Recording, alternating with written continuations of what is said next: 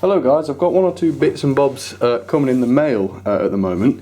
Lots, well not lots, but a few old Triang engines. Now I thought it would be interesting if I did a couple of videos showing you how I go about restoring these engines and getting them back to nice working order. And I'm going to show you the whole process. And obviously some of you out there will already know the limbo, so if you're not interested in watching, then you probably want to switch it off now. But even if you do know and you're just interested in watching or seeing how it's done differently, yeah, you can watch that too. So this, I'm not going to give away what it is yet, but I haven't opened it yet. Well, not much anyway, just that's what I've seen so far. And yeah, we're going to have a look. So the first thing I always do before I start the service or the restoration is have a good look at it, check what the condition's like, and check that it works. As you can see, these are the dummy and power cars for the blue Pullman, which is lovely. And as some of you will know, I've already got some coaches that would suit this quite nicely. And so that was the dummy. This looks like a power car, and it's very nice, quite heavy as you'd expect. And this is very similar to my Triang Transcontinental, which I think is R150, something like that. You know, there's a few scratches, but that was explained on the listing, and that's why I think it's similar, because of this bogie here, which seems to be mounted on a plate that's up there somewhere. So we're used to that. We know what we're doing with it when it comes to this. But the first thing I like to do before I do anything is to stick it on the tracks and see if it works. Alright, so she's mounted on the track, ready for a test. The reason I do this is just in case anything obvious presents itself, so that we know what we're looking for during the service. So I haven't tried it yet. She does work great. If she doesn't work, no big deal. But yeah, here we go.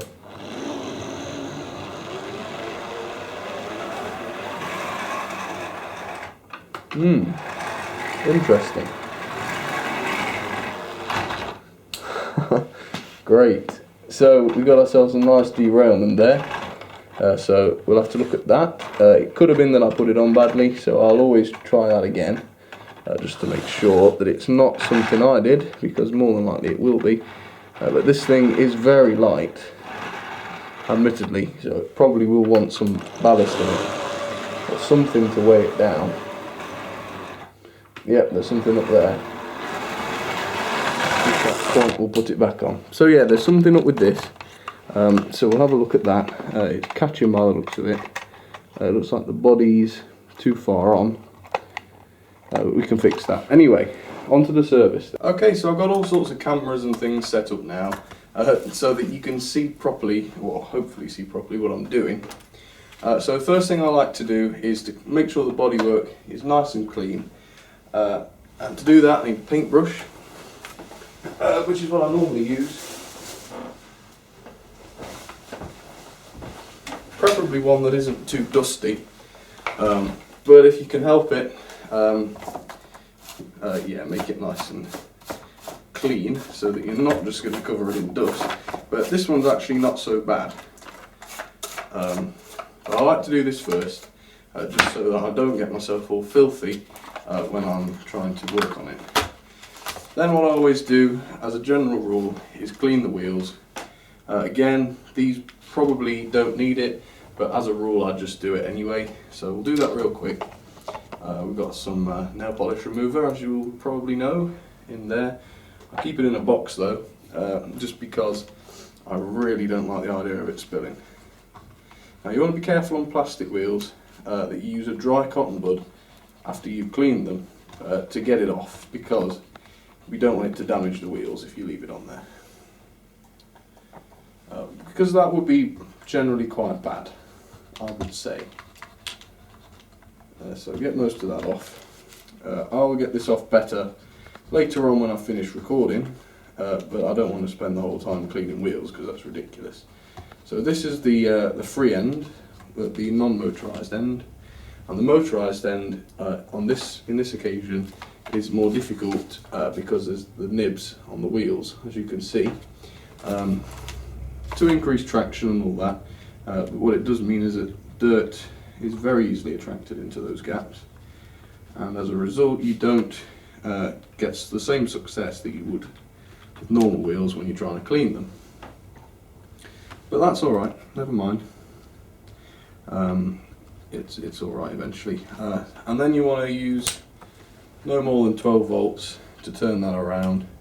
I've got this makeshift power supply that I built. There we go, sparks flew then. Switch that off, clean the other sides of the wheels. It is important that you clean the motorised wheels, or at least metal wheels, because they have, well, they have the contacts on them, don't they? So you're going to want to make sure that the wheels that are making contact with the track electronically are the cleanest if possible. But you want all of them to be clean if possible, because, you know, you don't want dirty wheels all over the tracks.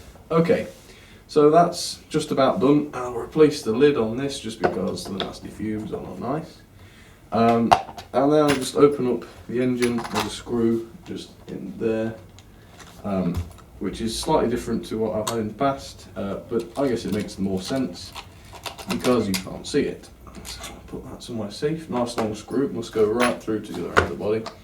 And by the looks of it, this will just clip out without bending it and breaking it. I don't know if this has been stepped on, because the other one was quite suspicious in that it was like all crushed and compressed and that, but okay. Now luckily with this one, I will put that there, there's no more electrical contact other than what's on this bogie. So we haven't got any wires going across to the other bogie, so we can easily remove this bogie now without having to worry that we're going to pull any wires. And there's a screw on the top, and this just helps us get to the engine, the motor, sorry, not engine, quite a bit easier. Put that safe, and then we can get rid of this thing.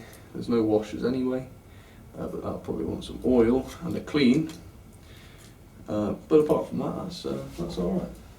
Basic but nice. And here's the motor. And as you can see, the brushes are just under here in that gap. So, oops, let's just get all the hair out of it, and then we'll work on how we're going to take this thing apart in order to clean it. Now there's some tape here which we don't need, because anything that I think is not well insulated I can redo. And we don't need this thing either. This is for television suppression, but I might as well leave it in there if we can. Yes, so brown to red there. I could get the soldering iron switched on actually, that wouldn't hurt. Right, so for doing this I'm going to want the soldering iron on the top end at about 400 degrees, let's call it 380, because we don't want to be touching the hot soldering iron onto this for too long, because that would be bad just generally. And yes, we don't want to do bad things. So anyway, let's pop the brushes out like this. Now these bogies are a bit of a pain, I don't mind admitting. They're not as nice as the normal Triang engines, the steam ones, just because they're such a pain to get out. But you know, I think that's done. And they're also a pain to get back in too, which is a nice fun fact. Now this thing is all deformed and nasty, but it's quite a pivotal part. But that basically goes in there, and I'll remember that. And this must insulate, as you know. So keep that safe. We'll file that down, clean it up a bit, and these brushes, have a quick look at them, see if they're worn. They're not really. So we'll clean those up too, and then they'll be alright. And now we can see the commutator, which I can turn with this worm. Right, now I'll zoom one of these cameras in.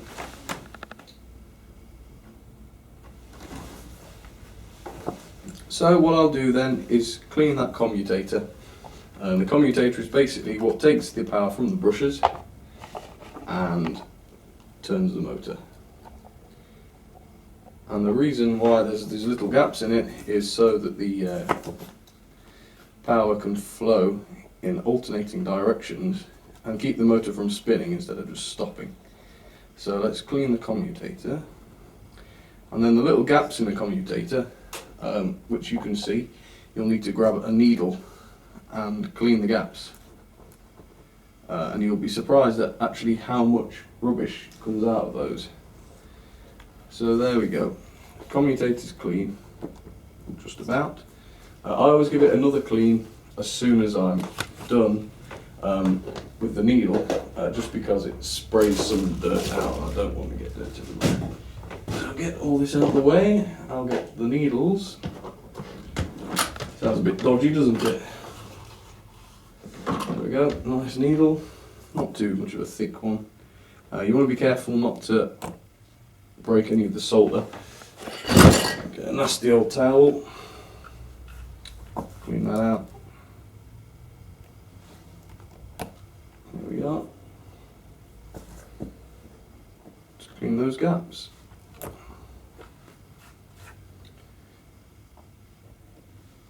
And they're nice and clean now. Okay, and I'll put the needle back. Now what we're going to need is to remove these minusculaneous parts. So we'll just hook this up to this thing. I don't know if you can see that, and then we'll just scrub those off. Now because we're in a loft, it's not insulated, I've got a fan, and that's great to save my lungs. So let's get this soldering iron sorted. There we go, that's got rid of that, and that's got rid of that. Oops. And then we just want to stick these two together. Let's position them.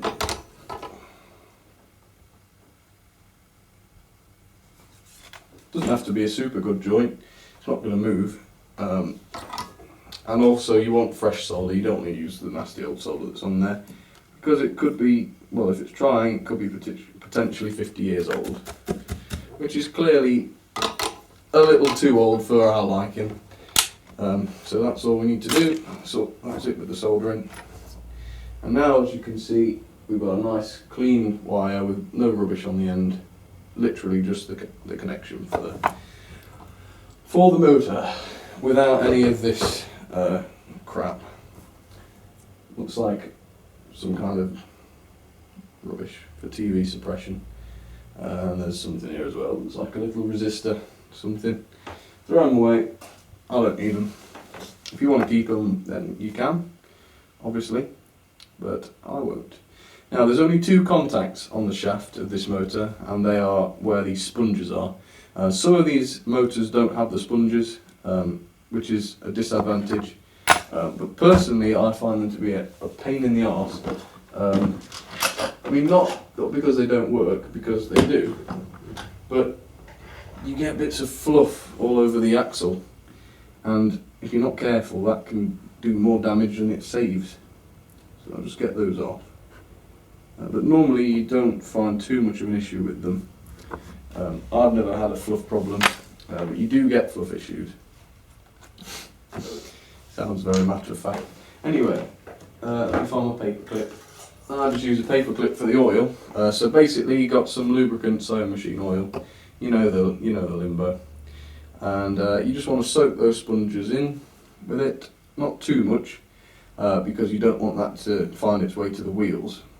I find a lot with the Hornby tender driven models, the oil that you put on the gearing, on the Ringfield motor I think it is, if you don't run it first upside down on the bench with a battery, you find that those gears throw oil onto the wheels and grease up the whole layout, and that is not especially good.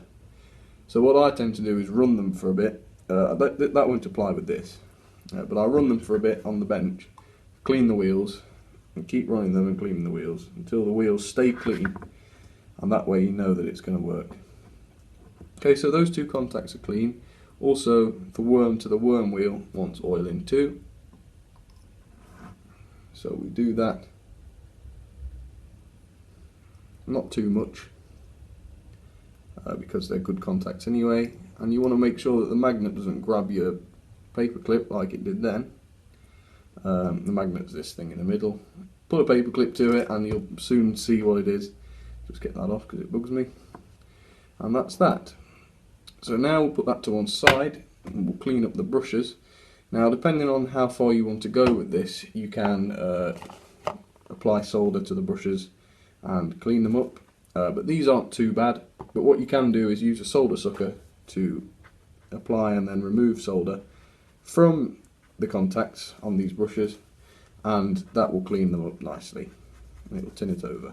But since these seem to have been making good contact anyway, and they're not very dirty, if they're green, that's generally a good sign that you want to clean them. I suppose that kind of goes without saying, doesn't it? But you know, if it's green, that's a good indicator, because obviously it's oxidised, like the Statue of Liberty. But yeah, let's not go into all that. Okay, and then we wanted to clean this thing up as well. So you want a file. Mine's an emery board type thing, but anything will do. This one really is dirty. I'm wondering if whoever owned this before me will have run this outside, because it's almost rusty. Obviously the one with the insulator on, you don't need to file, because it's insulating, so the more crap that's on it the better, in a sense. And if you want to clean it because you can't bear the thought of it, then go for it, but you really don't need to. The worse the better in this case. Alright, so just use a bit of nail polish remover just to get the extra dust off, and then we'll start putting that back into the motor, like this. If you can remember which side the insulator went on, that will be good, and if you don't remember, then you may find that your engine will go backwards, which isn't a problem unless you run multiple engines, and then it will be a problem. There may be a slight possibility of a crash. Now this is the painful bit for me. Well, not painful, but it's mentally painful. Trying to replace these brushes. It is a nightmare. Not good. But actually, I think it's possible to put them in through the top. Like this. Yeah, that works. And then put it on. So that's what I've done here. Instead of what you would do on the steam locomotives, is you'd push the brush up into its holder. You push the brush up into there. But in this case I use the tweezers and put it down through the top, because the gap's big enough. But on the steam locomotives, XO3, XO4 motors, you can't do that because there's just not enough space. But luckily, this time we can do that. So we'll do that again, if I can get the tweezers to hold it. You could use pliers for this, I suppose, but then you run the risk of crushing the brush if you're heavy-handed like I am. So it's up to you. I haven't got it, have I? Let's grab it properly. Push the... What I did is, the thing that grips the brush when it's in the contact, or in this case the insulator, I'll pull it back before I stick the brush in. Good lord, this one's worse. Let me turn it round. It must be because I'm left-handed. If the insulator causes problems, you could try putting it on afterwards, but I won't do that because I know I won't be able to do it. But then, when that's done, you know the worst bit is over.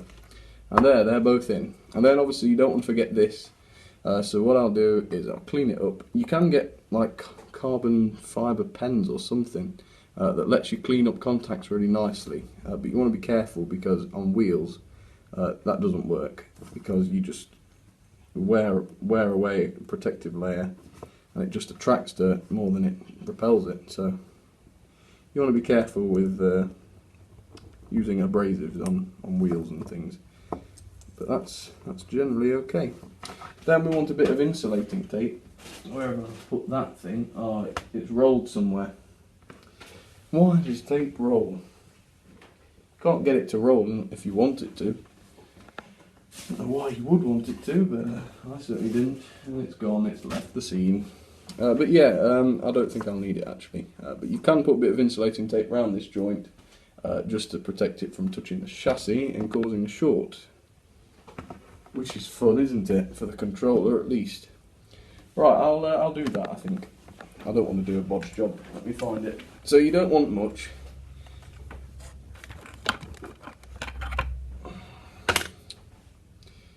Let me turn this fan off now.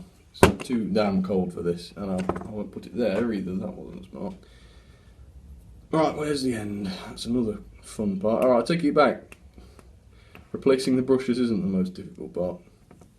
Using your terrible eyesight to spot the end of a roll of tape is the worst part. There we go. Just wrap that round. Now if you've got heat shrink tubing, that's even better. But I don't. So, sorry. And that goes around there. If you can wrap it round there, then good. Then it's worth just giving it a try. Oops, we've got the paper clip stuck to it. So just balance it upside down. Or not upside down as this case may be, and then just stick a couple of contacts onto it, make sure it's running. Yep, it's much more explosive than it was.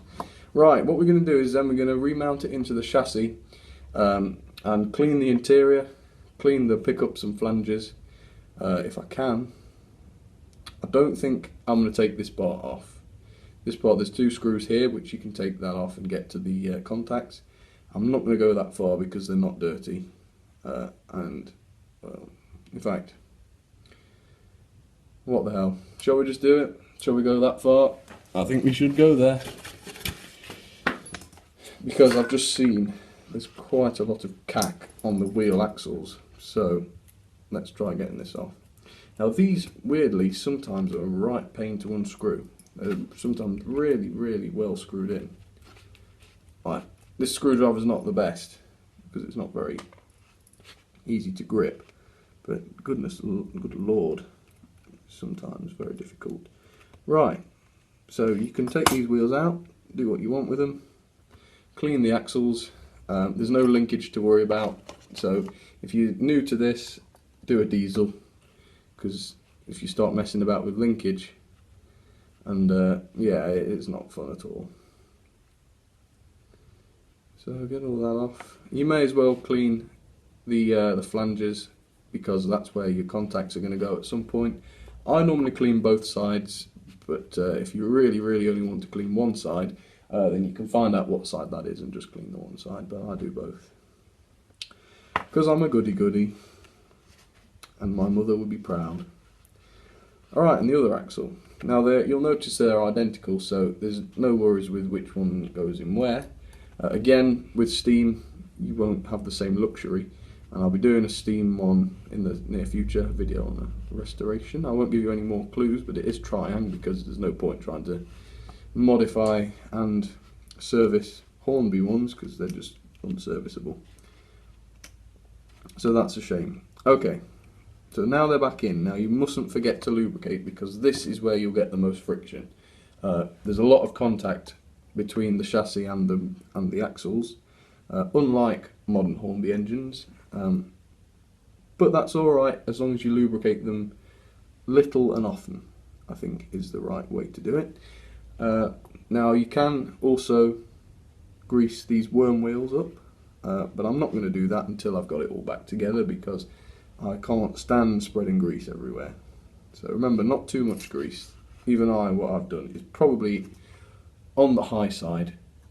And then you also want to clean these contacts, and just a note to be careful with these contacts, because they are delicate and they do sometimes come off. Right, now finding the screws, we need to put them back in. Now, especially with steam engines, this is a very satisfying part, knowing that this goes back in nicely. Right, when the first screw's in, that's when I always put the contacts back behind the wheels, and then put the second screw in, which will then tighten it all up.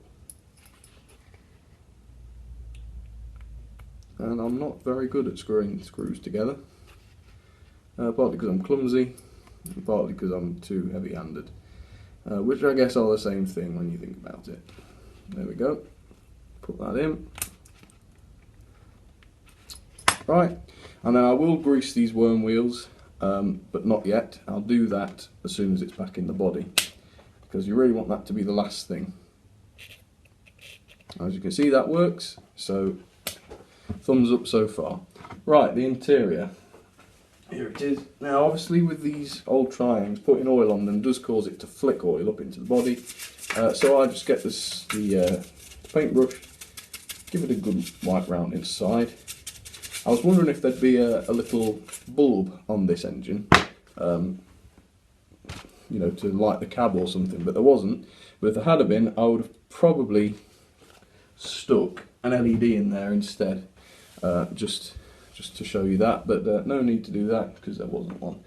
But of course, if you'd like to, you can put one in. Just make sure you don't forget the resistor, or put 3 of them in. And if you do want to put one in, you'll need to make sure you get the polarity correct. Apart from that though, it's easy as pie. Now this is the pivot. This part here is where, oops, sorry, you can't actually see it very much. Turn it round. This is the pivot which attaches to the body. So when you go around corners, that's what will turn. So you want a bit of grease on there, not too much, and then you want to find the big chunky screw. Make sure the coupling's sticking out the front. If it's not, then it's not going to do you any favours. And then stick it on the top. Put a bit more grease on there, grease it up nice. There we go. And then it's very greasy and horrible to touch, so you want to watch it, but you shouldn't. Oh, okay. When the screw falls over and bathes in the grease, that's when you realise that you're probably going to have to wash your hands. And the screwdriver doesn't fit the screw very well. Now luckily there must be some kind of thing in that screw, which means you can't over tighten it, so it stiffens everything up.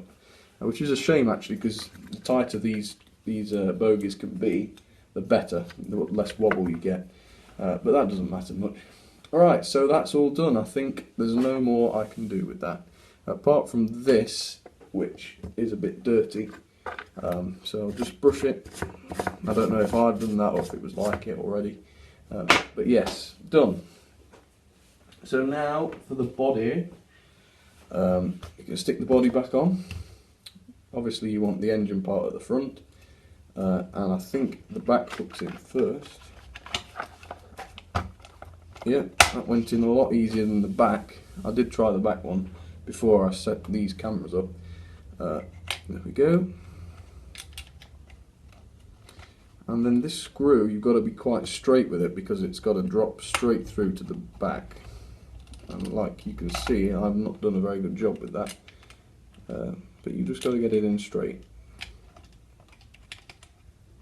Which is probably easier said than done actually, isn't it?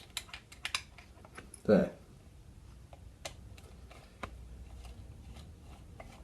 So there we go. A very easy service actually. Quite quick if anything. Has that gone in? Yeah, that has. Right. So there she is, serviced and ready. I'll just clean up the other one. Feel if the wheels need greasing, but they don't. So you just want to clean the wheels real quick, just to make sure that there's not going to be any grease strobed all over the track. Let's get all this off real quick.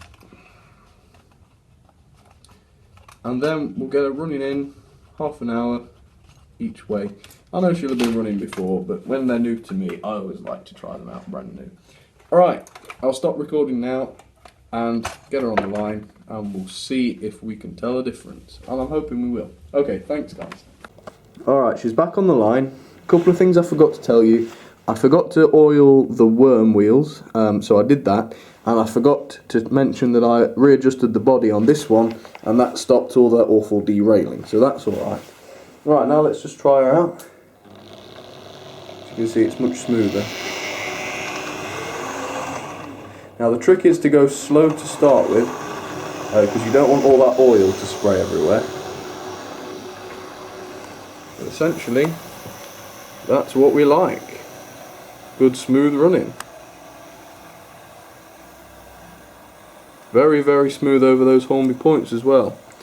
incredibly.